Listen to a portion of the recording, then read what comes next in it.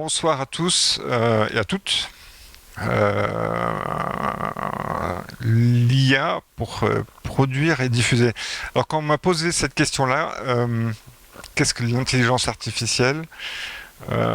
J'ai abdiqué tout de suite. C'est pas mon sujet, enfin pas spécialement mon sujet. En réalité, j'y suis confronté tous les jours, à peu de choses près, sans que je le sache, à travers des solutions comme Google Home, Alexa, enfin tout ce qu'on peut trouver sur Internet. On le voit aussi dans l'actualité avec l'intelligence artificielle, comment elle est utilisée en Chine.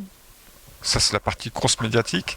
Mais c'est encore une fois pas notre propos ici. Ici, le propos, c'est comment utiliser intelligemment l'intelligence artificielle et comment eux l'ont fait ou l'utilisent au quotidien dans leurs solutions, dans leur production.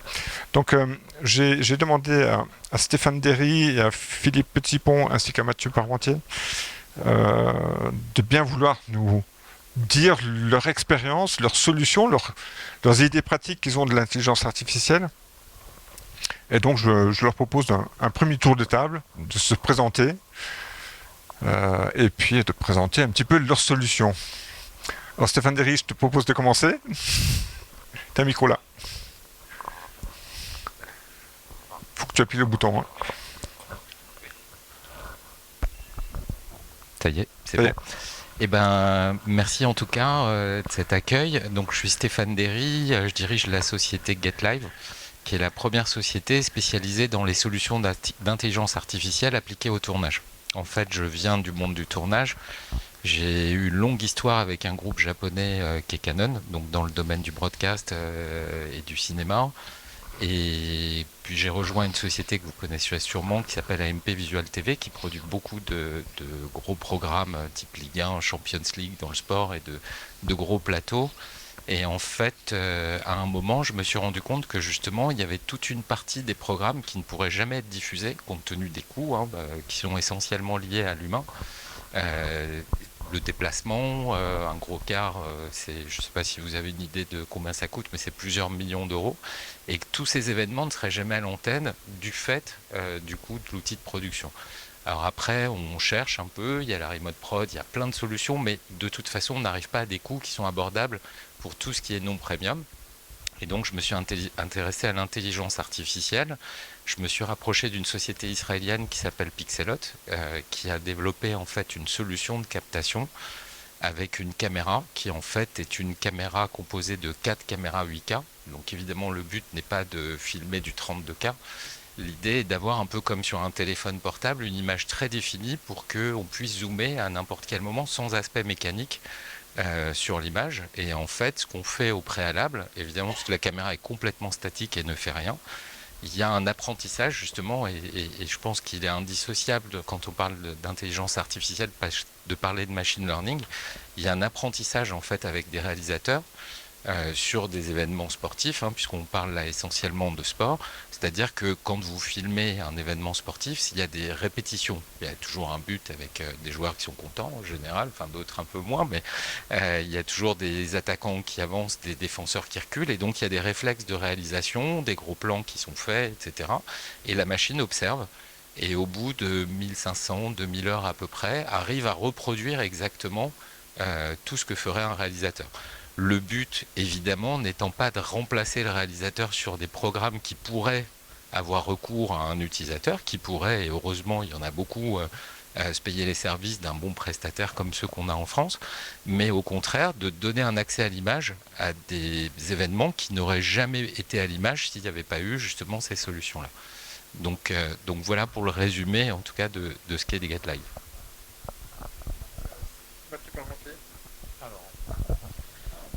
Pour ma part, moi, je ne suis pas un fabricant, en tout cas un vendeur de solutions. Moi, je travaille au service public à France Télévisions. Et on est, nous, dans une démarche, dans une grande société d'édition de programmes, dans une démarche d'acculturation à l'intelligence artificielle et assez bien fait.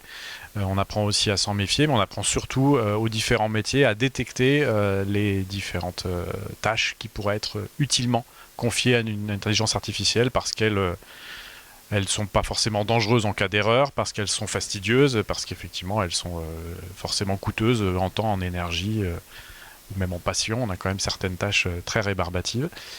Donc tout ça nous amène aujourd'hui à principalement développer l'intelligence artificielle dans le domaine de l'enrichissement des métadonnées, des médias qui nous permettent de rendre des plateformes, notamment notre plateforme France.tv, mais également des plateformes partenaires plus riches, plus intéressantes en termes de solutions, de doper avec ces métadonnées automatiquement gérées par l'IA des moteurs de recherche ou de recommandation. Et puis je passerai du coup la parole à Philippe, mais être beaucoup plus aussi dans l'assistance à la fabrication. C'est-à-dire qu'on ne donnera jamais, en tout cas pas à France Télévisions, les manettes à une intelligence artificielle. C'est pas possible, c'est pas en lien avec les valeurs du service public. Et évidemment, il faut qu'un humain valide tout ce qu'on met à l'antenne, c'est certain. Mais en revanche, on ne va pas se priver de pouvoir produire plus vite ou de produire mieux ou de produire avec davantage de sources que ce qu'un humain seul est capable d'absorber quand il a 20 minutes pour faire un sujet pour le 20h. Voilà. Philippe Petitbon, Newsbridge.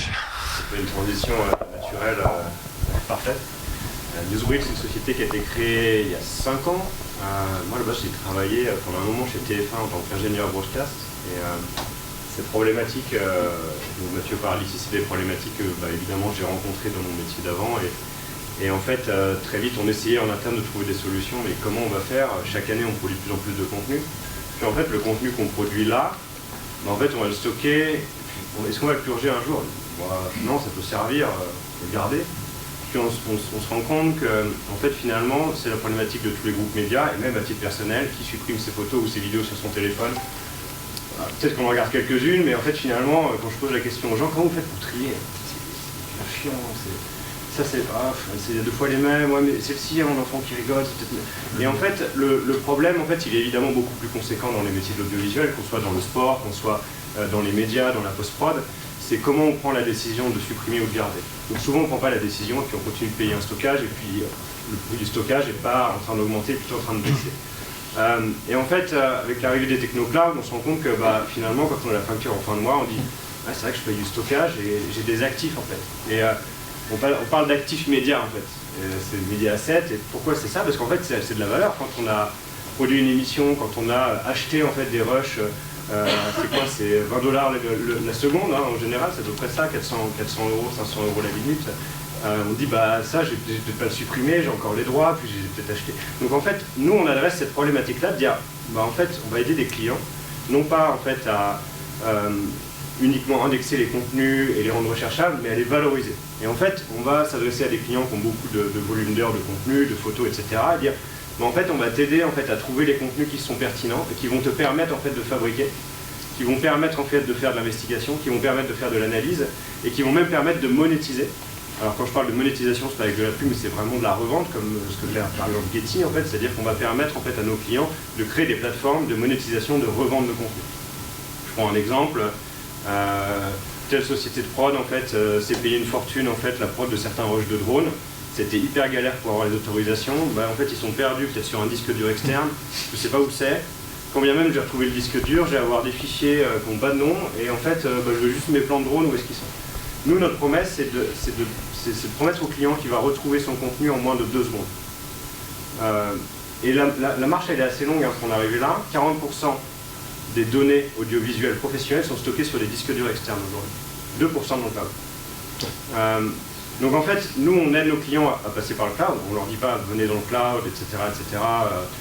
C'est moins cher, pour des questions de souveraineté parfois en fait, le client souhaite conserver en fait, son stockage on-prem, mais on va créer en fait, cette fenêtre en fait, sur l'intégralité de ses actifs et on va indexer ça avec une IA qu'on dit multimodale, donc il va regarder en fait, à tous les éléments qu'un humain peut regarder, c'est-à-dire il va regarder sur le son, il va regarder sur l'image, il va regarder sur les métadonnées déjà préexistantes, il va croiser tout ça avec des sources de données publiques.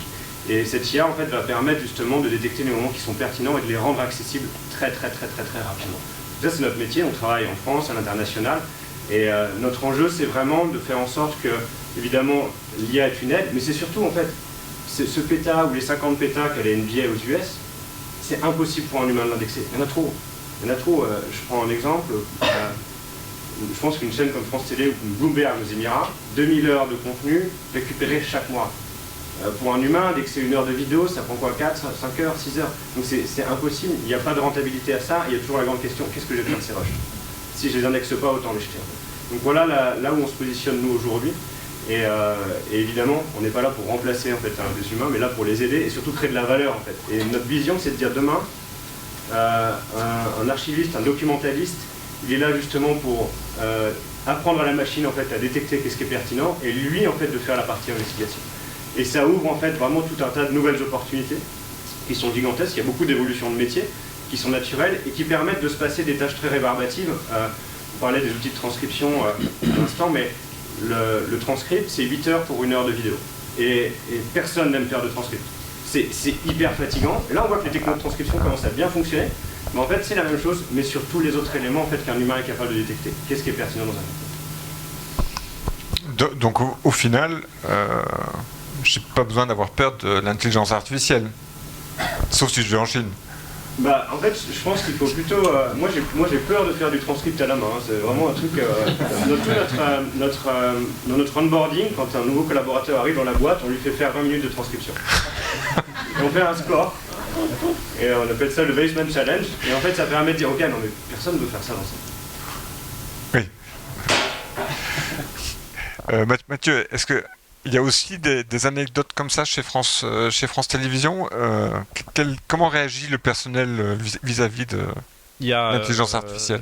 Il y a un vrai défi. Je parlais d'acculturation tout à l'heure. On ne sait pas si le mot il est correct, mais en tout cas, on a du point de vue d'une personne qui a toujours accompli ses tâches et qui voit effectivement un nouvel outil, mais déjà avant, hein, comme un danger pour l'organisation de son travail, la qualité de sa journée, la qualité de son sommeil et tout ça. C'est toujours humain en fait de s'interroger. Et là, l'IA, c'est vrai que c'est un gros mot, surtout quand on fantasme un peu, sachant que c'est quand même très très bébête hein, ce que les IA font. Surtout comme le disait Philippe, l'IA multimodale qui va regarder vraiment le son, l'image, le transcript. On est capable quand même de spécialiser des algos d'IA pour faire des relevés extrêmement précis, de telle sorte qu'on est capable aussi, aujourd'hui c'est même indispensable, d'expliquer à l'utilisateur un minimum ce que l'IA a fait et pourquoi elle l'a fait. Donc on ne fait pas d'IA black box, enfin je pense pas qu'on en fasse chez Newsbridge parce qu'on sait qu'on se prendrait les clients en pleine tête. Enfin, si on n'est pas capable d'expliquer pourquoi l'IA s'est trompée, a priori on remballe notre matériel et on part. Mais là justement on essaie d'impliquer l'utilisateur pour que l'outil soit le plus intelligent possible, le plus en lien aussi avec la culture de l'entreprise où on l'implémente. Je pense qu'il y a les documentalistes de France TV ne travaillent pas comme à TF1.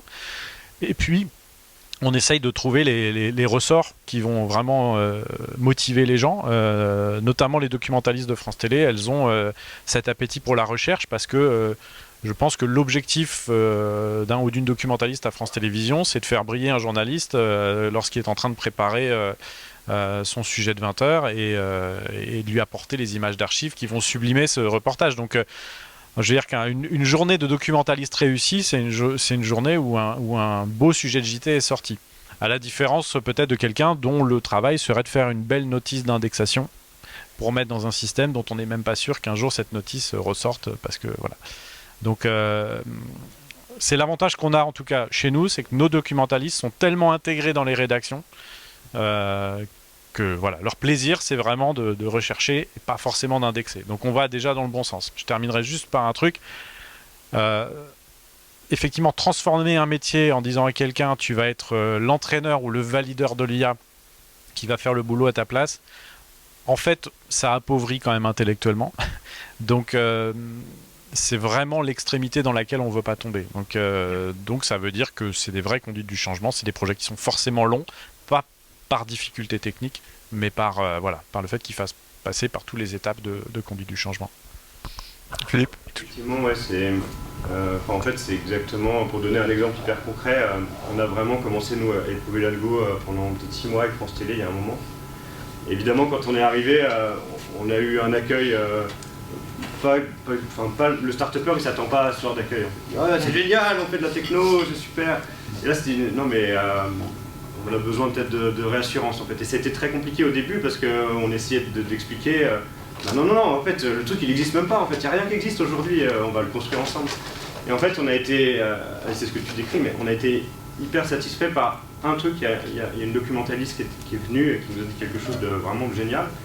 Et elle dit, bah, au début, en fait, j'ai vraiment eu peur. Puis, parce qu'on savait pas ce que c'était. Et à la fin, en fait, j'ai compris comment mon métier serait demain et dans 10 ans. Et là en fait, elle a compris qu'en fait, la technologie, en fait, allait devenir un outil pour elle, en fait. Et l'IA, c'est un mot qui fait peur, ça reste des algos derrière. C'est un peu plus compliqué que des algorithmes traditionnels, mais en fait, ça reste des outils. Et en fait, il y a deux choses hyper importantes. L'explicabilité des résultats, pourquoi en fait, la machine a dit ça, et être en mesure en fait, de systématiquement en fait, pouvoir corriger ou invalider en fait, un résultat. C'est-à-dire que tout ce que la machine est censée pouvoir faire, un humain doit pouvoir le faire. Ça, c'est vraiment des trucs qui nous semblent, en tout cas nous, essentiels dans nos principes de conception. Il y a pas de mal. Il faut passer au son fil en fait. Ouais, juste pour compléter, en fait, il y a un aspect que je trouvais intéressant dans ce que vous disiez, qui est l'archivage. En réalité, parmi nous, il y a un gosse de 8-9 ans actuellement, qui est peut-être le futur Mbappé, et finalement, il faudra attendre qu'il joue en Ligue 2 ou en Ligue 1 pour pouvoir avoir quelques images en fait, de ce qu'il fera. Aujourd'hui, l'intelligence artificielle permet de filmer des matchs en posant une caméra dans un stade, que ce soit des enfants qui jouent, que ce soit des professionnels, peu importe. Et c'est vrai que ça crée un contenu, sachant que, on parlait de tag tout à l'heure, l'intérêt aussi, c'est de taguer entièrement un match. Je donne un exemple. Quand un match de foot, on va prendre le foot, hein, c'est le plus répandu. Et puis en ce moment, on termine l'équipement de tous les clubs de Ligue 1, donc j'en bouffe pas mal. À un moment, la machine va taguer tous les joueurs et on peut très bien aller vouloir dire je veux voir le match, mais uniquement avec Mbappé. Et là, ça va sortir tous les clips de toutes les actions qu'il va avoir. Après, on peut sous-taguer en disant tous les corners, etc., etc. Et c'est vrai que tout ça, ça permet de faciliter le dialogue avec les joueurs. Il y a un côté aussi de progression. Mais tout ça, ça crée beaucoup d'emplois, puisqu'il faut des gens pour interpréter les éléments. Et c'est là où, en fait, c'est intéressant. Donc c'est vrai qu'on a toujours opposé dans l'histoire, mais alors ça vient des films de Spielberg, de plein de choses, l'intelligence artificielle qui a un côté un peu démoniaque et destructeur de l'être humain, mais c'est vraiment tout le contraire en fait. Hein. C'était pas Odyssée 2001? Il y a le premier, oui. Ouais. Après, j'avoue que moi j'avais pensé, je me souviens même plus c'est pas son meilleur d'ailleurs, avec le gosse. Mais c'est vrai qu'après, ce qui est aussi intéressant, c'est la progression qu'on peut avoir. Alors, parler d'anecdotes tout à l'heure, il y en a une qui m'est revenue puisque ça évolue régulièrement. Par exemple, il y a des nouveaux sports qui arrivent. On est à l'échelle mondiale, donc par exemple le handball, c'est un nouveau sport pour les développeurs. Et j'avais fait un premier match de handball pour BIN. Moi, j'avais trouvé ça vachement bien. Puis le mec me dit c'est une catastrophe. Et à un moment, je lui demande pourquoi. Et il me dit bah, t'as pas vu quand il y a des pénaltys? Effectivement, je regarde. Alors le handball a une particularité. C'est le seul sport où quand on tire un penalty, tous les autres joueurs se sauvent. Et il n'y a que le tireur de penalty qui reste près du but. Donc que fait l'intelligence artificielle? Évidemment, bah, elle va de l'autre côté et donc on voit tous les joueurs courir, mais pas le penalty dont on ne sait jamais s'il a été marqué ou pas. Et donc ça m'avait un peu embêté, ouais, évidemment. En plus, c'était comme par hasard un match où il y avait beaucoup de penalty et donc j'appelle des développeurs, je leur explique le truc, ils connaissaient pas bien le hand, c'était vraiment le début. Et puis ils me disent bon, on va travailler dessus. Bon, on travaille beaucoup la nuit, etc. Le lendemain matin, je reçois un petit fichier et je le plug, on fait un essai et effectivement ça marche. Donc moi j'ai besoin de comprendre, j'ai rappelé, j'ai dit bon c'est sympa, c'est cool, ça marche, mais il faut m'expliquer ce que tu as fait. Et le mec m'explique, bah, j'ai regardé et en fait, effectivement il n'y a qu'un joueur qui reste, mais il y a deux arbitres qui ont une couleur de maillot différente l'un de l'autre et différente du joueur, qui restent près du joueur. Donc j'ai expliqué à la machine, quand on a trois joueurs habillés différemment qui restent statiques près du but, il faut surtout pas, même si tous les autres s'en vont, bouger. Et donc ça ouvre plein de possibilités, parce que du coup on peut filmer n'importe quoi en créant des règles comme ça, et finalement faut pas avoir peur de l'erreur, puisque l'erreur elle est là pour apprendre, et à un moment permet d'évoluer vers des choses qui fonctionnent très bien. J'ai remarqué l'autre jour, parce que je travaille aussi dans le milieu du foot comme streamer, je filme des matchs de foot en National 2, heureusement, yes. Mais il m'est arrivé qu'un club opposant m'ait demandé tiens, est-ce que tu peux nous filer les images? Parce que on les a pas, nous. On a besoin d'analyser ce qui se passe dans le match. Et là, effectivement, je me suis dit, bon, la solution de Stéphane, mais je crois qu'il y a des concurrents, hein, je crois. Avec l'intelligence artificielle, ça apporte quelque chose. Oui, Donc, alors la partie analytique, hein, je veux dire. en fait, on parlait évidemment, il y a d'autres acteurs. Hein. C'est vrai que moi, je me suis rapproché de Pixelot parce que il y a en fait une logique entre plus vous filmez et plus ça devient perfectionné. Et à un moment, je crois que l'année dernière, on a atteint 3 millions d'heures tournées dans l'année. Donc, ce qui est énorme. Et forcément, quand on arrive sur 3 millions d'heures de contenu sportif sur 16 sports à peu près, avec beaucoup de football, il n'y a plus d'erreurs. C'est terminé, la machine, on considère qu'à 1500, 2000 heures, elle arrive à réaliser, donc à 1 million d'heures de foot par exemple, c'est terminé. Et là, après, il faut le temps que les gens s'approprient les choses. Et c'est vrai que cet avantage de faire beaucoup de contenu permet de garantir une qualité. Après, la difficulté qu'on a des fois, c'est la volonté de partage, notamment des fichiers d'analyse, puisque soit tout le monde le fait, soit personne ne le fait. Si moi je donne mes fichiers pour que l'adversaire de demain puisse les analyser et quand je suis chez lui, il ne me les donne pas, et ça se produit souvent. Et tout ça, c'est des nouvelles règles. Encore une fois, moi je le vois dans le foot actuellement. Bon, Ligue 1, ça s'est parfaitement passé. Tout le monde joue le jeu. Il y a quelques réticences. Il y a des fois des petits. Moi, j'ai pas envie de partager ça. Alors, sachant que c'est des routines qu'on crée informatiquement pour savoir ce que chacun a accès, mais à un moment, c'est vrai que c'est une solution économique, écologique aussi, puisque tous les déplacements de gros camions, de cars, de caméras, etc., sont plus d'actualité sur ce genre de choses, mais qui changent complètement la perception des gens qui utilisent. Alors, si je comprends bien, l'intelligence artificielle, c'est un long apprentissage dans toutes les applications. Comment ça se passe? Oui, en Enfin, fait, dans ton cas, en dans l'occurrence. mon cas, alors, qui est essentiellement, en fait, ce qui est difficile, et on travaille beaucoup dessus actuellement, c'est plus tout ce qui est sport collectif, c'est facile, entre guillemets, puisque c'est des mouvements collectifs, donc on repère facilement des scénarisations, on va dire. Ce qui est compliqué, c'est tout ce qui est spectacle et autres, où là, au contraire, on est sur de l'improvisation individuelle et où la machine peut pas vraiment réagir. Donc ça, c'est un projet qui arrivera à un moment, parce que de la même façon qu'il y a des sports, je prends le hockey sur glace, voilà, qui a pas de diffuseur depuis des années. Bon, heureusement qu'il y a des caméras automatiques pour le filmer et le diffuser. Mais à un moment, de la même façon, il y a des petites salles de spectacle, enfin moi j'en connais pas mal, où il n'y a pas les moyens d'aller créer une chaîne web. Alors il y a un bénévole, mais il va venir un samedi, 2 samedis, puis à un moment il a trouvé une nouvelle copine, et puis il a plus envie de venir, quoi. Donc du coup, c'est vrai que ça simplifie ça. Donc simplement, il faut 1500, 2000 heures. Donc il faut vraiment, il y a toute une organisation à avoir. 2000 heures, ça paraît pas beaucoup, mais c'est 1000 matchs, 1500 matchs d'un sport, ça fait du taf. Et à un moment, vraiment d'avoir cet apprentissage et puis après des correctifs. Et une fois que le logiciel est lancé, tout simplement, il y a des humains qui vont regarder ce que fait la machine et qui vont le corriger en permanence et recoder pour corriger justement les erreurs qu'on peut avoir.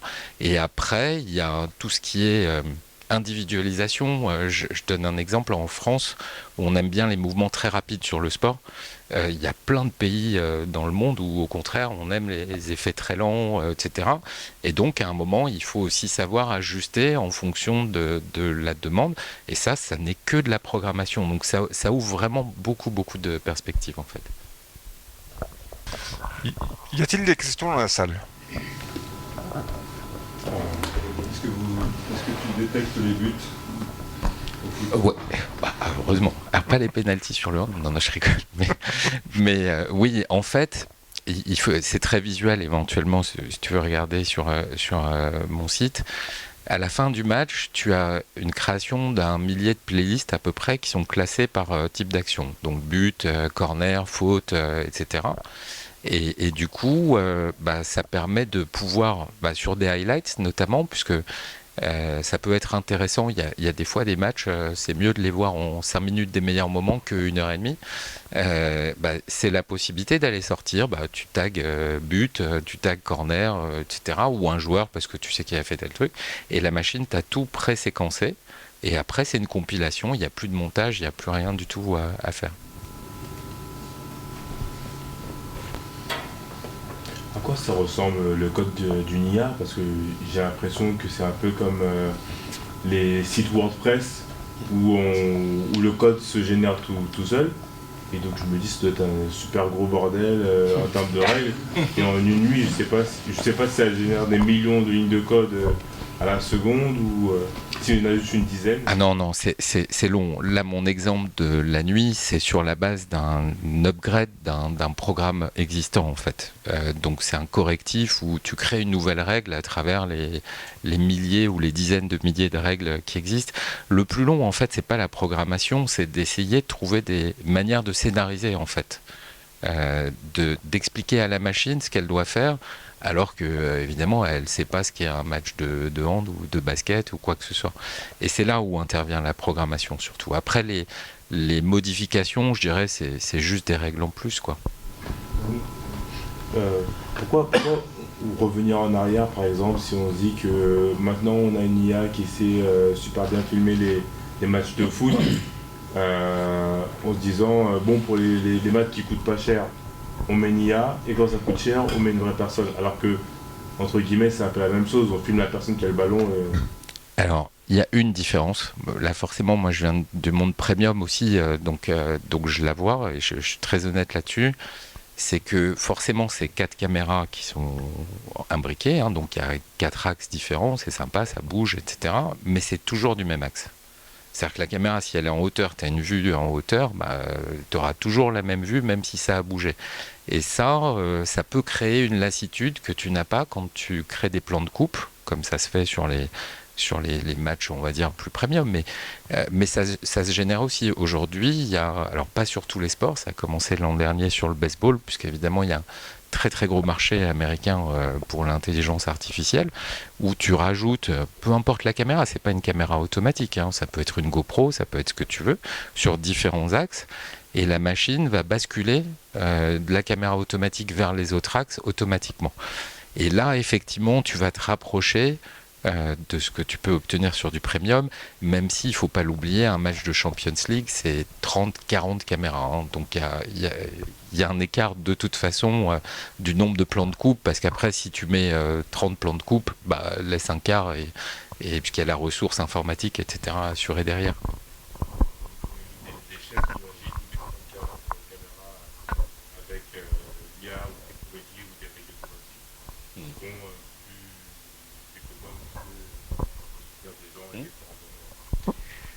Il y a vraiment, je pense qu'aujourd'hui, les gens qui... Et puis, je laisserai parler mes collègues, donc il faut que tu trouves quelqu'un qui a une question pour... Je pourrais rebondir là-dessus. Vas-y, Non, moi j'ai rebondis. surtout un truc, c'est qu'on a des commentateurs en fait, et que le commentateur il guide aussi le réalisateur.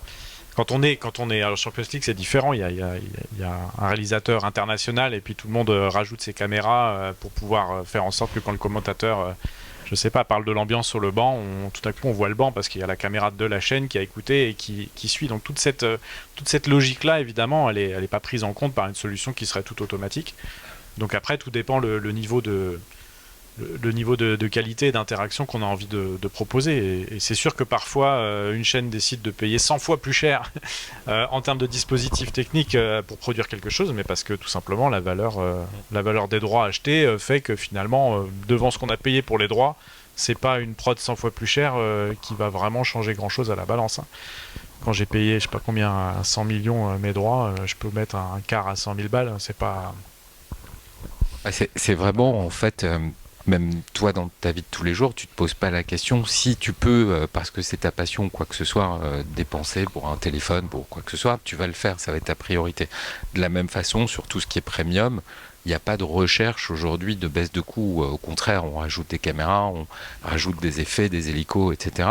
Donc, mais l'idée, c'est de se rapprocher de ça, parce qu'encore une fois, si ça n'est que l'unique norme, il y a plein d'images, tu parlais de National 2, il n'y a personne qui va acheter les droits de National 2 et financer 600 matchs par an, en moyenne, minimum 10-15 000 balles le match. C'est pas possible, même si on ne parle pas de droits, ne serait-ce que le coût de production, il est ingérable, quoi. Chez Newsbridge, comment vous fonctionnez au niveau IA? C'est un fonctionnement à base de dictionnaire, un petit peu comme on peut l'imaginer Alors, ouais, c'est un sujet hyper important en fait quand on parle d'IA. c'est un peu technique, je suis désolé, mais en fait je trouve que c'est vraiment très très important. Tu parles de dictionnaire. En fait, l'IA s'appuie sur, a eu un apprentissage en fait à travers ce qu'on appelle un dataset. Le dataset, en fait, il peut se faire soit quasiment automatiquement en allant crawlant le web, en prenant des images au hasard, etc. Il peut être aussi annoté le dataset. Et en fait, la plupart des datasets sont réutilisés en fait, et c'est assez rare d'avoir un client qui constitue 100% de son dataset. Donc, il récupère des datasets existants. Et en fait, le vrai problème qu'il y a, si je prends l'exemple de la recherche, c'est qu'en fait, la plupart des systèmes d'IA en fait vont fonctionner sans dictionnaire. Ça veut dire que je prends un exemple, si je prends un service tout packagé chez un des grands fournisseurs de cloud, la plupart d'entre eux vont dire bah tiens, j'ai détecté une télécommande.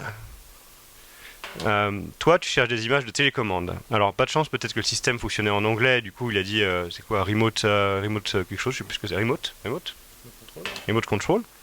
Bah, en fait, si tu marques remote control, tu vas la trouver. Si tu marques télécommande, tu vas pas la trouver. Alors ça, c'est un exemple un peu basique, mais en fait, c'est ce qu'on appelle la sémantique, et c'est le fait en fait de pouvoir faire des inférences et de dire, bah, l'IA en fait, elle a une façon unique en fait d'indexer la donnée.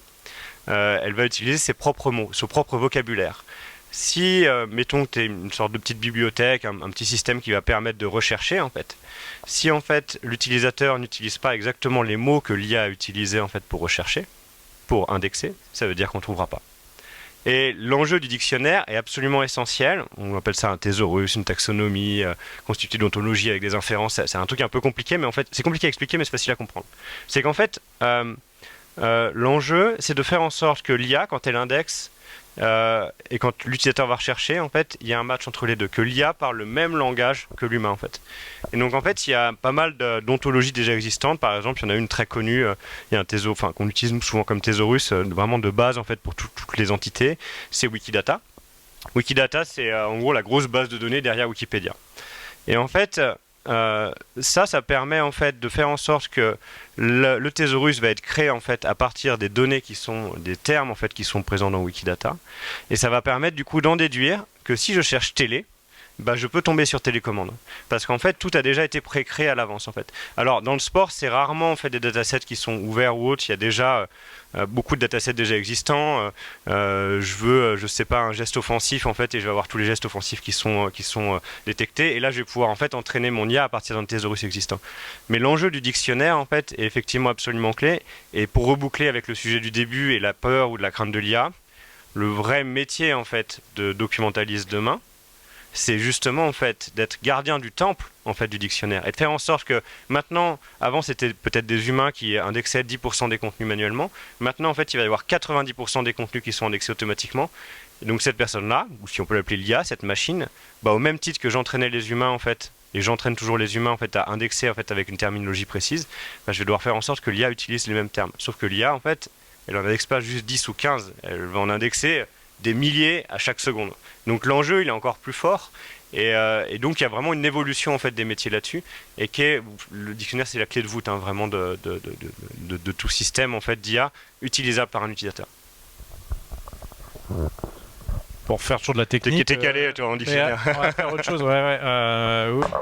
Oui, alors on peut parler de la langue effectivement parce qu'on a beaucoup travaillé sur la langue française pour la démo de sous-titrage automatique qui est sur notre stand ici, mais je vous invite à venir la voir. On est là aussi pour pour rameuter sur le stand.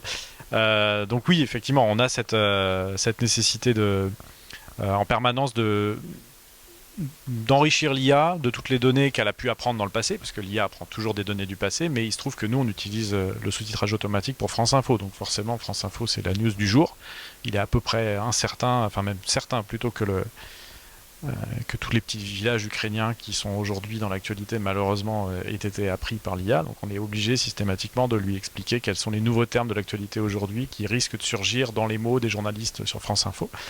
Donc ça c'est un travail super intéressant qui touche à la fois à la phonétique et à la langue française. On n'est pas dans les mêmes dictionnaires que pour l'indexation, mais on est effectivement dans un traitement de la langue qui est assez passionnant et qui évidemment fait que l'IA fait une partie du boulot, mais s'il n'y avait pas toute la dose de savoir-faire et d'humain autour, notre système il passerait jamais dans le domaine professionnel et il ferait jamais un résultat correct. Donc aujourd'hui on a une approche, nous, et je vais revenir à notre technique, mais je pense que vous avez la même, ce qu'on appelle une approche de microservice, c'est-à-dire que pour qu'un système soit performant, pour par exemple sous-titrer correctement et de manière automatique un contenu, il y a plusieurs microservices qui vont s'enchaîner. Certains sont des microservices simplement de transcodage de flux, donc c'est vraiment de l'algorithmique classique. D'autres vont être effectivement dotés d'un réseau de neurones qu'on aura pré-entraîné pour transcrire de l'audio en français. D'autres vont être pré-entraînés pour déterminer la phonétique d'un terme particulier, etc., etc. Et à la fin de notre chaîne de microservices, qui peut être un peu complexe, il peut y avoir plusieurs branches à notre chaîne de travail, et à la fin, effectivement, on a un workflow complet qui réalise une tâche intéressante pour un métier. Mais il est quasiment impossible de dire j'ai une seule IA qui va me faire le boulot. Il y a toujours vraiment cette complexité de microservices qui présente un avantage indispensable, en tout cas pour nous, le service public, c'est qu'on est capable d'expliquer à tout moment de la chaîne où est-ce qu'elle a planté. Et potentiellement venir améliorer cette petite partie-là sans remettre en cause tout le reste. Donc ça, c'est aussi très important de rester explicable et de réentraîner sa solution. J'ai vu une main se lever. Par rapport à ce que vous expliquez, est-ce que c'est une solution que vous avez développée vous en interne ou c'est une solution que vous achetez Alors sur le sous-titrage en direct, par exemple, la transcription du français, donc de la voix française vers le texte français, non, on la prend à l'extérieur. On a travaillé sur notre propre solution interne. On a rapidement renoncé devant le nombre d'heures nécessaires. Enfin, tout à l'heure, tu parlais de 1500 heures. Oui, on a des bonnes transcriptions qui commencent à partir de 400-500 heures en français. Mais le problème du français oral, et notamment celui qui est sur nos antennes, c'est qu'il y a tout un tas de tournures, tout un tas de journalistes qui ont une façon de s'exprimer, de faire des phrases assez alambiquées par rapport à la langue française. C'est limpide parce qu'on a le ton et on comprend parfaitement ce qu'ils disent. Mais par contre, si on prend le mot à mot, ça fait des phrases un peu sans queue ni tête. Il y a plein de gens qui ne bouclent pas des négations. On a le nœud, on a le pas, on n'a pas le nœud. Donc ça, toute IA qui aurait été entraînée sur des datasets un peu trop littéraires, dès qu'on les confronte à de l'oral, en fait, elles se plantent et elles, au mieux, elles vont compléter les négations parce qu'elle n'a pas entendu le nœud, mais elle a reconnu qu'il y avait une négation. Ou parfois, il n'y a pas le nœud, je retire le pas. Et du coup, on se retrouve avec une phrase qui est complètement en contresens avec ce qui était dit. Donc ça nous oblige à travailler sur des corpus de plusieurs centaines de milliers d'heures. Là, ça sort de notre champ de compétences à France Télévisions et on fait appel aux entreprises dont c'est la spécialité. Par contre, il y a d'autres briques autour. Prendre un texte brut de 10 secondes, le scinder en sous-titres, respecter la charte du CSA. Là, il n'y a personne d'autre que nous qui pouvons nous aider. Donc ces éléments-là, on les fait nous-mêmes. Et une question, Sacha, est-ce que vous connaissez des solutions efficaces à l'heure actuelle pour sous-titrer dans une autre langue, par exemple, ça parle en français, ça sous-titre automatiquement en anglais? Est-ce que ça existe des solutions vraiment efficaces Alors, tout dépend de la fiabilité de la transcription, déjà. Donc aujourd'hui, on travaille avec les meilleures solutions de transcription en français possibles. On a mis en place des métriques pour pouvoir les mesurer. Mais on va dire que le niveau de qualité d'il y a 2 ans et de cette année, il est hallucinant, tellement la différence est incroyable. Donc on peut espérer que dans 2 ans, on soit encore plus classe. Mais alors attention, nous on travaille sur France Info. C'est des journalistes, seuls en plateau. Les débats en général sont pas trop houleux. C'est plutôt des invités type porte-parole, politiciens, etc. Donc on n'est pas devant le micro-trottoir en pleine manif, où là je pense que la transcription aujourd'hui serait extrêmement compliquée encore aujourd'hui. Mais on va vers, on parlait tout à l'heure de séparation des sources sonores, voilà, on va vers des solutions de plus en plus qualitatives. J'espère que dans 2 ans, ce soit la classe. Et puis à côté de ça, il y a la traduction, langue d'entrée, langue de sortie. Alors les paires de langues ultra utilisées comme le français vers l'anglais ou vice-versa, ça commence à être de mieux en mieux. Mais le français, c'est une langue complexe, c'est comme l'allemand. Donc aujourd'hui, là, on a fait des essais. On voulait diffuser notamment France 24 en ukrainien et en russe sur les chaînes YouTube. Là, on a travaillé très fort au mois de mars dernier pour pouvoir vraiment proclamer les news à la française envers les populations russophones. la rédaction de France 24 à Moscou nous a dit non quoi. Allez, on le fait, mais c'est sympa, mais de temps en temps c'est pas encore au niveau, donc non, on valide pas quoi. Donc c'est pas encore mature. Là, c'est presque un enjeu géopolitique. Hein. Oui, non, mais là il fallait faire quelque chose, mais voilà, le risque du contresens était trop fort. Donc ça permet par contre en fait d'arriver en fait avec un travail déjà pré-avancé en fait. Nous on fait assez peu de sous-titrage, on en fait un petit peu parce que les clients nous le demandent et on a rajouté un module en fait qui permet vraiment de le faire. En fait on a par exemple des clients qui vont utiliser le transcript pour justement réussir, et on a la traduction etc. pour que les clients puissent comprendre très rapidement de quoi ça parle. On a, par exemple, on travaille avec une très grande agence de presse qui a beaucoup de bureaux étrangers et qui, du coup, va en fait avoir cette capacité de comprendre en un instant est-ce que Poutine il est en train de dire qu'il va utiliser l'arme nucléaire ou est-ce qu'il est juste en train de dire qu'il fête son anniversaire la semaine prochaine. Et juste ça, en fait, c'est absolument essentiel parce que autrement, en fait, on a besoin en fait d'avoir un traducteur qui est sur place, qui est là, qui est présent pour justement assurer en fait que cette personne-là est en train de parler de tel ou tel sujet et c'est quand même assez compliqué en fait. Donc ça permet cette flexibilité-là, avoir éventuellement une première base de sous-titres en fait à retravailler après. Et effectivement, comme le dit Mathieu, si le transcript est pas 100% bon à la base en fait, la traduction sera pas forcément bonne non plus en fait. Donc en fait, il y a la détection des locuteurs. Pour avoir un bon transcript, détection des locuteurs, ce qu'on appelle la diarisation, savoir quand est-ce qu'il y a un locuteur qui parle, quand est-ce qu'il y a un locuteur qui parle en même temps que l'autre, etc. L'identification sonore, c'est-à-dire vraiment le fait de prendre en fait la voix et de la transformer en texte. Et après la traduction. Donc ça fait quand même trois microservices derrière en fait qui sont séparés et qui vont travailler de leur façon et qui vont surtout en fait évoluer super vite. Et alors moi c'est un truc que je voulais partager là-dessus. C'est vrai que en fait on a nous parfois des clients où on se retrouve en fait ou des prospects en concurrence avec un client qui voudrait construire son propre système. Et en fait très rapidement en fait au moment où il commence à faire son étude et le moment où il délivre son étude, il s'est passé 6 mois. En 6 mois, les algorithmes ont complètement évolué. Les algorithmes qui coûtaient peut-être 10 € de l'heure en fait au début de l'année en fait maintenant coûtent 10 centimes. Et en fait c'est très difficile du coup quand on est sur un système où on veut construire en fait le système en interne, dire que soit en fait tu dédies une équipe de développeurs, tu es en mode agile et ils seront là tout le temps pour pouvoir mettre à jour le système. Soit en fait tu travailles en fait avec un vendor, un fournisseur en fait qui va faire ça et c'est son métier d'avoir des développeurs qui vont mettre à jour les modèles tout le temps en fait.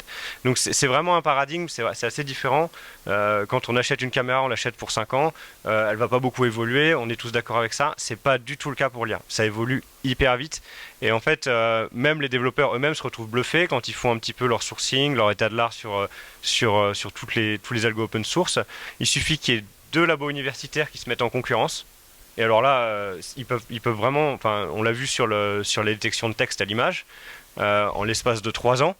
En fait, on est passé d'un truc où on avait atteint un plateau, ça bougeait plus, et là, on se retrouve avec des choses qui sont absolument exceptionnelles et qui fonctionnent même mieux que l'être humain, en fait. Et ça, c'est assez bluffant, mais ça fait que, du coup, c'est assez frustrant de dire, je construis un système, ça va être le meilleur, etc. Maintenant, en fait, peut-être que dans 3 mois, en fait, il sera complètement périmé, il faudra tout changer, en fait. Donc, c'est une technologie, une méthodologie de développement qui est vraiment très différente.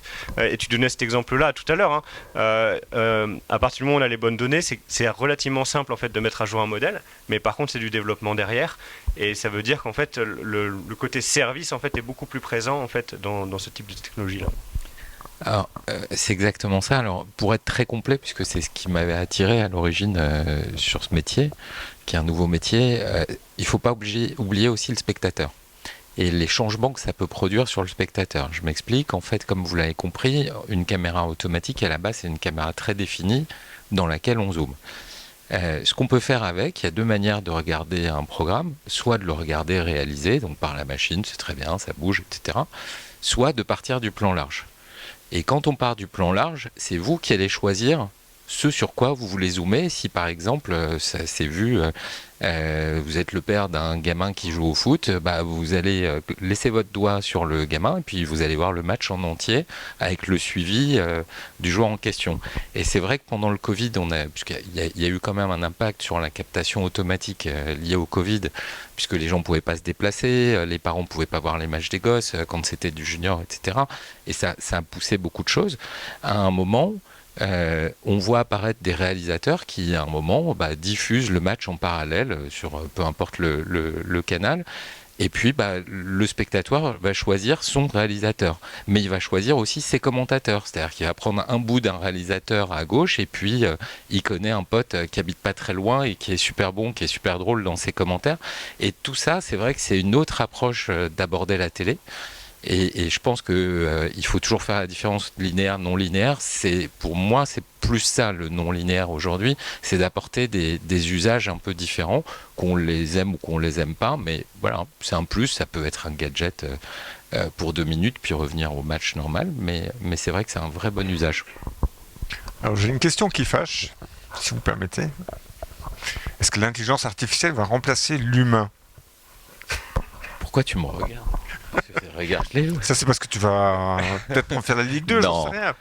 Vraiment, en fait, encore une fois, l'humain a un intérêt. D'abord, quand on pose de l'intelligence artificielle, ça génère de la stat, ça veut dire qu'il faut embaucher un statisticien. Tu parlais d'analyse, il faut embaucher un analyste.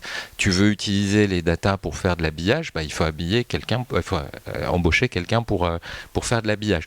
Encore une fois, sur des programmes où il n'y avait rien à l'origine. Donc c'est vraiment une création d'emploi en tant que telle. Et ça fait 2 ans et demi maintenant que j'ai monté GetLive.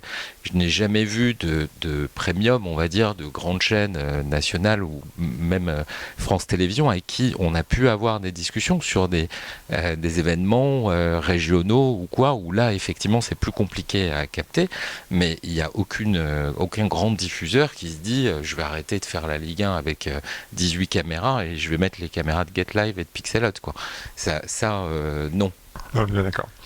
Donc je suis un créateur d'emploi, pas un pourvoyeur d'emploi. C'est une différenciation quand même. Mathieu Parmentier, est-ce que ça va supprimer l'humain chez France Télévisions? Non, on n'en parle pas du tout dans ces termes-là. On a une évolution de métier, oui, c'est sûr. Il y a peut-être des métiers qui disparaissent parce que de toute façon, plus personne ne veut les faire. Je pense que chronométrer les temps de parole politique, c'est un truc, c'est costaud, quoi.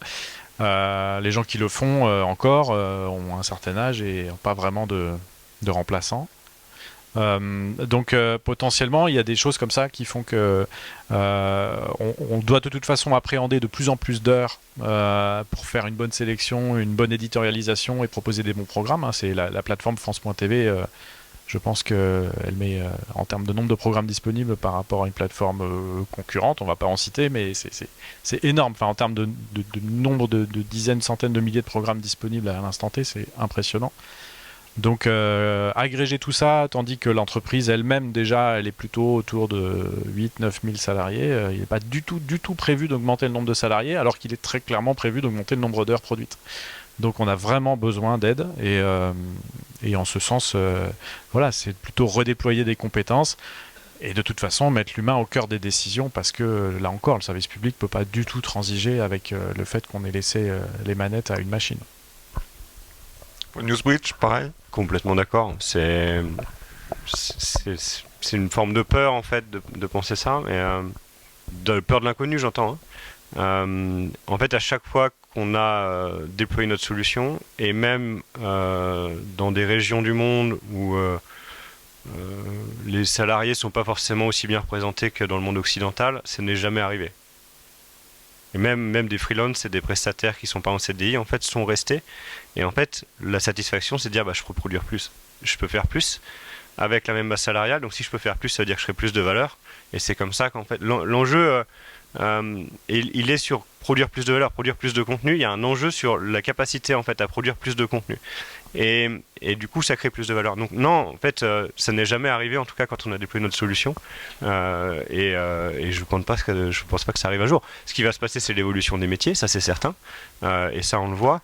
Et finalement, en fait, si je reprends l'exemple des documentalistes, parce que c'est beaucoup de nos utilisateurs, vont plutôt se retrouver en fait à avoir des nouvelles compétences à développer en fait, et même avoir une valeur sur le marché du travail qui est plus important qu'auparavant. Est-ce que vous avez des gens qui vous accompagnent dans vos entreprises pour l'adoption au changement? Parce que j'ai l'impression que c'est le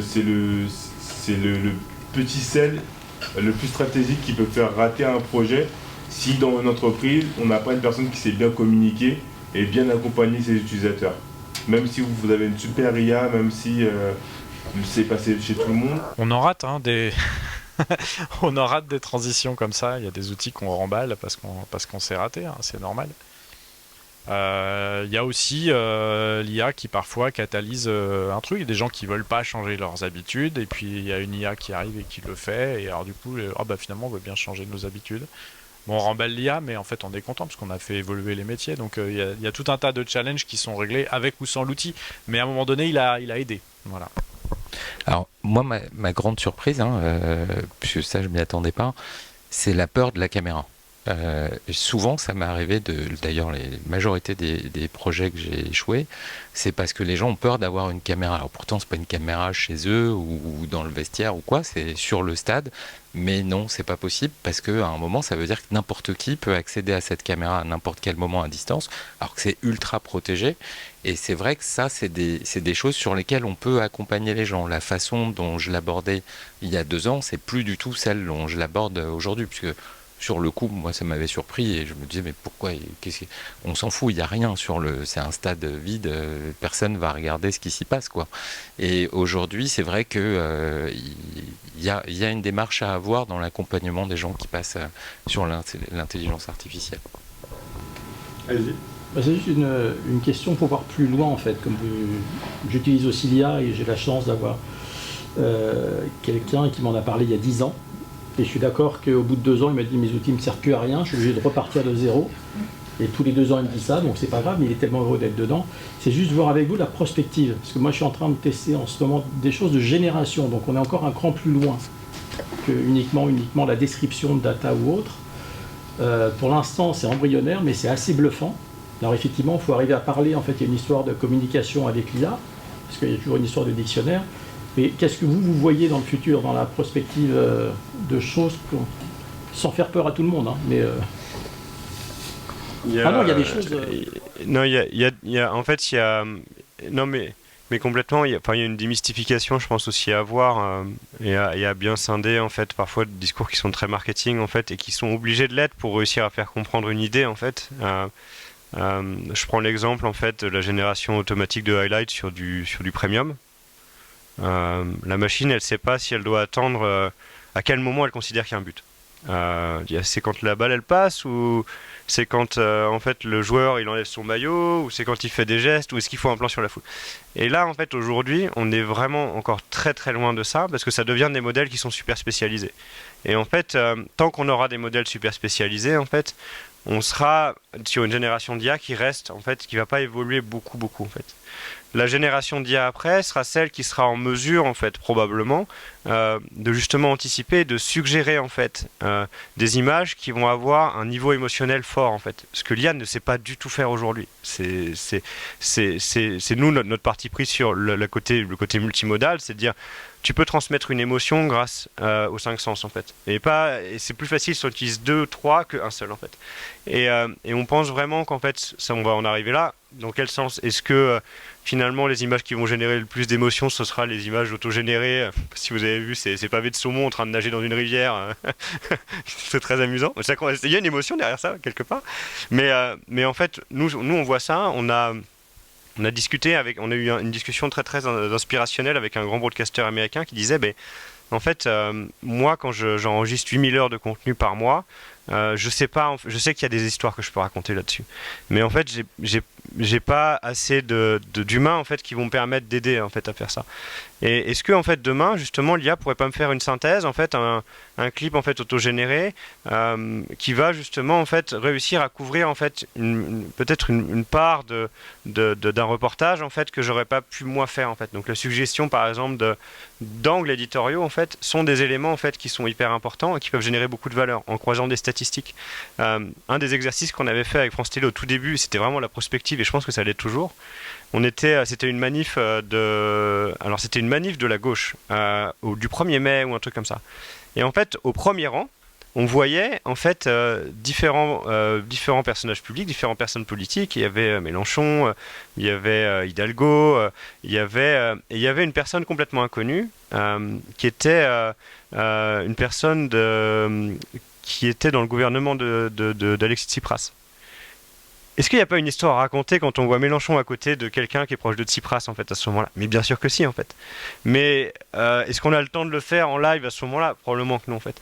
Et il y a cette capacité de croiser et de trouver des moments saillants en fait et qui peuvent peut-être donner des insights en fait à un journaliste et dire bah tiens on va pouvoir causer des choses encore plus intéressantes et aller vraiment au fond des sujets et pas juste se contenter de communiquer sur un nombre de personnes dans une manif. Vas-y.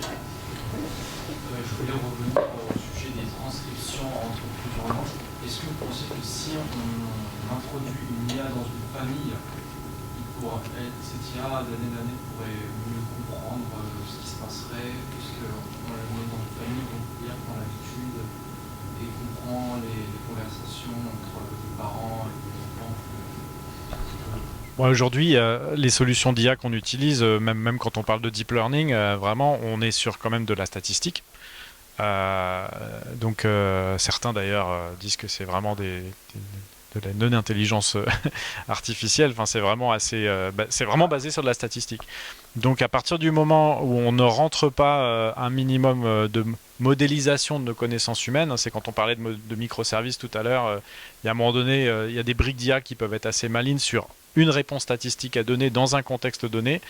Mais effectivement, les IA de demain seront gérées plusieurs contextes. Et là, quand vous parlez de la famille, il y a effectivement le vocabulaire qu'on utilise. Il y a potentiellement reconnaître les habitudes de ton, de vocabulaire et d'éclat de voix de tel ou tel membre de la famille. Mais il restera aussi toute la partie émotionnelle. Donc aujourd'hui, c'est des réseaux de neurones qui sont différents. Ceux qui sont dédiés à la détection des émotions, ceux qui sont dédiés à la détection de l'identification vocale ou d'autres à la transcription. Donc tout ça fait qu'on se retrouve, et encore dans les émotions, il y a les émotions qu'on va pouvoir calculer dans le texte, les mots utilisés, et puis celles qui vont être dans le ton de la voix. Donc c'est même pas les mêmes algorithmes.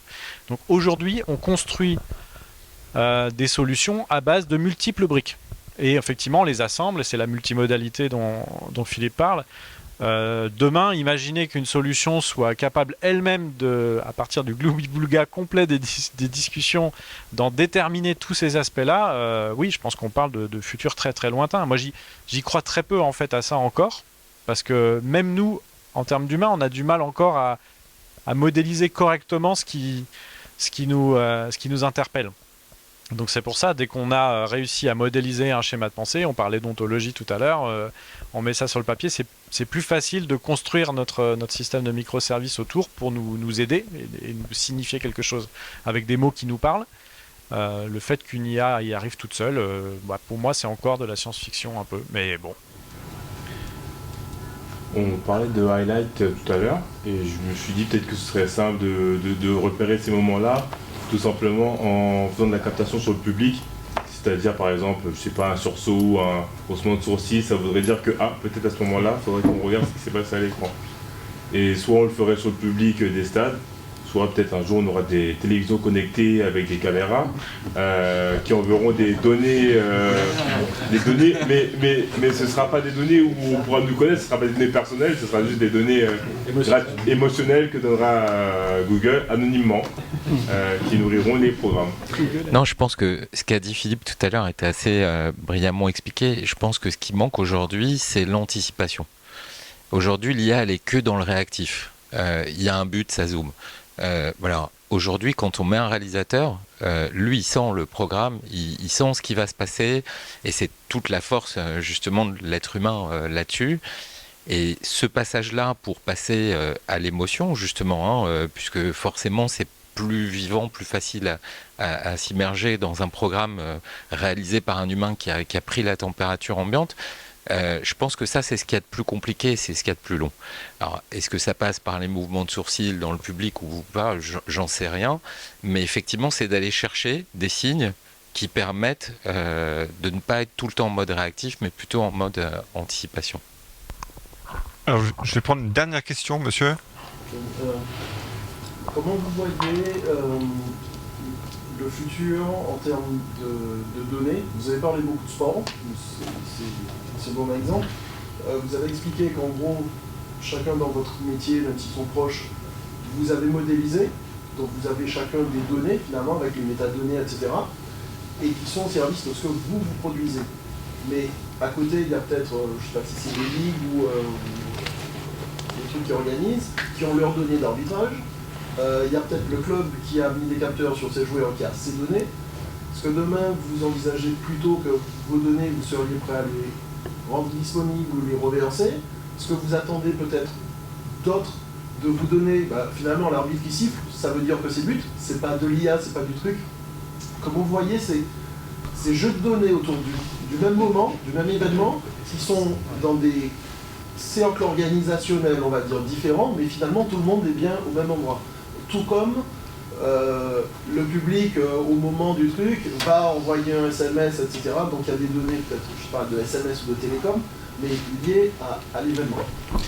Ça là-dessus, regarde, l'évolution elle est difficile à donner, mais regarde, sur les derniers droits du football, par exemple, Free a acheté les droits de la Ligue 1 Highlights. C'est-à-dire qu'ils n'ont pas les droits du foot, ils n'ont que les highlights. C'est nouveau, c'est jamais arrivé jusqu'à maintenant. Et finalement, c'est une autre approche, mais on peut imaginer, effectivement, il y a un nombre de données. Après, attention, il y a des droits, tu parlais des ligues ou du détenteur de droits, mais tout se revend aujourd'hui. De la même façon qu'on revend des images pour les paris sportifs, en plus des images pour la télévision, on peut imaginer, oui, toutes ces datas, de les mettre en avant à travers quelqu'un qui achète ces droits-là. Alors, c'est évidemment plus les mêmes sommes, mais en tout cas, ce qu'il faut savoir... Pour ce qui me concerne, l'outil effectivement permet tout ça, mais toutes les images appartiennent soit à la ligue, on va dire à l'organisateur, soit s'il les a cédées à celui qui a acheté les droits. Et c'est là où en fait la limite est difficile de tout ce qu'on peut obtenir comme data et ce qu'on a le droit d'en faire en fait. Alors il va falloir clôturer. Un dernier mot chacun à propos de l'intelligence artificielle comme vous la voyez. Je trouvais très intéressant ce que vous disiez. Donc je parle vraiment de l'ingénierie des connaissances autour de l'IA. On a besoin de modéliser ces connaissances. En tout cas, aujourd'hui, je pense que le niveau de maturité avec lequel on peut utiliser cette IA dans le contexte audiovisuel, multimédia, ça nous oblige à cette modélisation. Après, est-ce qu'on partage nos modèles? Est-ce qu'effectivement on les fusionne? Voilà, ça, c'est ce que potentiellement... la standardisation pourrait nous permettre de faire. Évidemment, nous, côté service public, on y est toujours très attaché de partager cette connaissance et on sait très bien qu'une connaissance partagée, elle appauvrit pas celui qui l'a transmis. Donc voilà, ça fait partie, je pense, des clés pour l'évolution des solutions, pour les rendre plus malines et plus interopérables. En fait... Alors nous, de toutes les organisations, on a, bon, je finirai là-dessus, je crois qu'on n'a plus le temps, mais toutes les organisations en fait qui ont constitué des datasets ou qui ont un jeu de données, en fait, se posent systématiquement la question de ce que valent ces données. Donc la notion peut-être d'open data, comme on pourrait l'avoir par exemple dans les transports, en fait, on n'en est pas là du tout. Pourquoi? Parce que, par exemple, mettons qu'il y a une organisation qui a constitué un thésaurus mettons, de 40 000 joueurs de foot. Et qu'une IA sait détecter du coup tous ces joueurs de foot, elle y aura passé du temps et elle aura investi beaucoup d'argent en fait pour ça.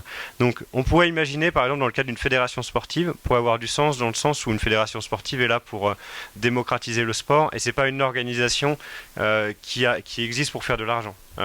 Une ligue c'est complètement différent et souvent les ligues ont beaucoup de contenu et ont un sens commercial fort et c'est plutôt les ligues en fait dans le sport qui vont avoir ce rôle-là et ça se fait déjà beaucoup aux États-Unis effectivement. Il y a vraiment un énorme enjeu sur la donnée et je pense que maintenant on doit avoir un prospect sur deux qui nous pose la question et du coup je peux le revendre mon dataset une fois que je l'ai constitué. Donc pour finir, je finirai juste là-dessus, mais en fait il y a de la création de valeur en fait quasi immédiate. Parce qu'en fait ça permet de réaliser des tâches et des productions et des formats qui n'étaient pas possibles avant, donc on crée de la valeur là-dessus, des nouveaux usages, la revente de ces contenus. Une stat intéressante, on estime que globalement dans une archive, mettons que j'ai une archive de 10 000 heures, on sait que c'est 10 000 heures, le ratio en fait de monétisation que ça peut produire c'est à peu près 100 € de l'heure par an. C'est-à-dire que si vous avez une archive de 10 000 heures, alors j'entends le contenu pertinent, news par exemple ou autre, ça veut dire que vous pouvez faire un chiffre d'affaires d'1 million par an si ces archives-là sont bien indexées, bien trouvables en fait par vos potentiels clients. Donc en fait il y a un enjeu fort en fait sur la valorisation de contenu et pareil, et on peut finir avec votre question, et il y a aussi la monétisation des données et des datasets qui est un autre vecteur de création de valeur qui est très fort. Stéphane, dernier mot. Dernier mot, moi alors c'est le point commun de toute ma carrière en fait, ce que je trouve intéressant c'est la possibilité de donner de la visibilité et donner la possibilité à n'importe qui de regarder ce qui lui plaît. Encore une fois, il faut qu'il y ait une proportion entre le nombre de spectateurs et le coût d'un programme. À un moment, si un programme coûte 10 000 € et que vous faites 30 vues, ça sert à rien. Mais si c'est 30 vues d'une petite ville dans laquelle il y a une effervescence, où les gens s'appellent, etc., moi je trouve ça vachement intéressant de participer à ça. Et c'est ce que l'IA permet de faire, c'est-à-dire de démocratiser complètement l'accès à l'image et l'accès au spectateur de regarder ce qu'il a envie de regarder et pas d'être formaté dans l'historique de tous les programmes qu'on a depuis des années.